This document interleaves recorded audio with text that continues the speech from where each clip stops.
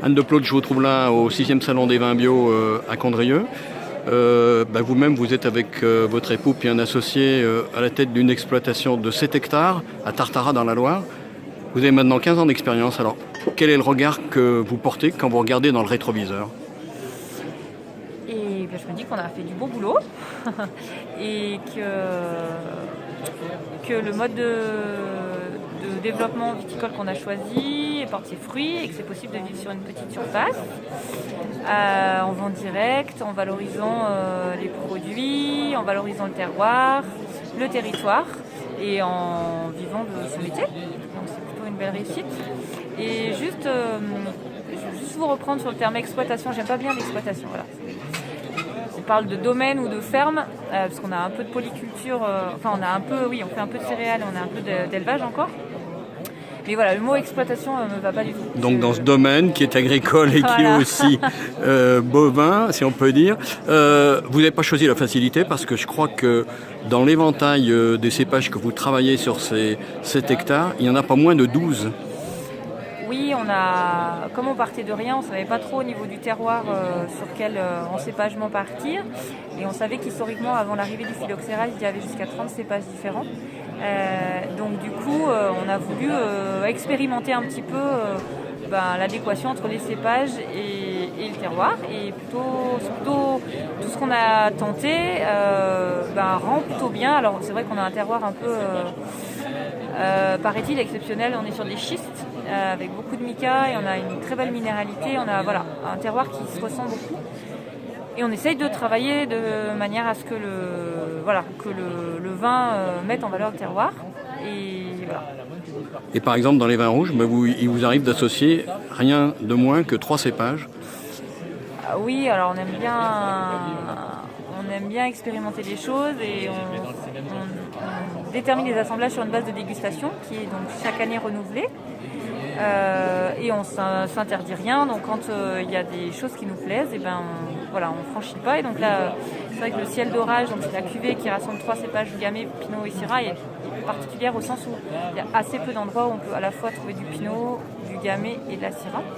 Et c'est le cas de chez nous, donc c'est une des marques de signature, une des marques des fabriques du domaine. Et dans les vins blancs, vous faites la même expérience? Et dans les vins blancs aussi, on a une cuvée qui s'appelle Les Yeux Fermés, qui rassemble de la Jacquère, de la Roussanne et un petit peu de Chasta. Voilà. Aujourd'hui, est-ce que vous sentez, après 15 ans d'expérience, que la bio, ça prend et qu'au contraire, il y a une demande qui va en croissant?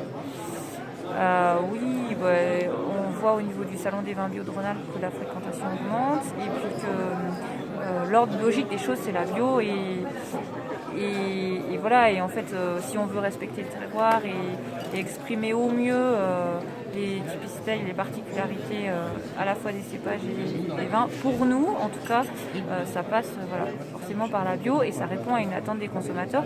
C'est vrai que nous, au niveau de la commercialisation, si on est parti de rien, aujourd'hui, on est en 2016 sur un volume de 30 000 bouteilles qu'on n'a aucun mal à écouler. Et c'est plutôt bon signe, on gère la pénurie, donc ça veut dire que la demande est bien là. Alors, votre époux, et c'est ma dernière question, est le président de l'indication géographique protégée Collines Rhodaniennes. Je suppose que dans cette indication, il n'y a pas que des vignerons bio. Alors, comment se passe la coexistence, justement, entre vignerons bio et vignerons conventionnels? Après, l'IGP est là pour valoriser un territoire et faire la promotion des vins qui en sont issus. Donc, la problématique du mode de production ne se pose pas forcément. Après, ce à quoi le syndicat des collines rhodaniennes travaille en ce moment, c'est la réhabilitation des anciens cépages locaux. Donc on cherche plutôt à trouver ce qui fédère les vignerons plutôt que partir sur des querelles de chapelle. Après, chacun fait des choix en termes de mode de production qui lui convient et en fonction de ses désirs et de ses possibilités aussi. Parce que la bio n'est pas forcément quelque chose qui est facile à développer en fonction des terroirs qu'on a, des sols, si c'est mécanisable ou pas, et puis des contraintes financières, parce qu'effectivement il y a des besoins en main supplémentaires, donc il faut que le domaine puisse supporter en termes de trésorerie ces coûts supplémentaires. Donc voilà, chacun, c'est une démarche, l'agriculture biologique, et chacun s'y engage en termes de calendrier comme il le peut et comme il le faut. Voilà.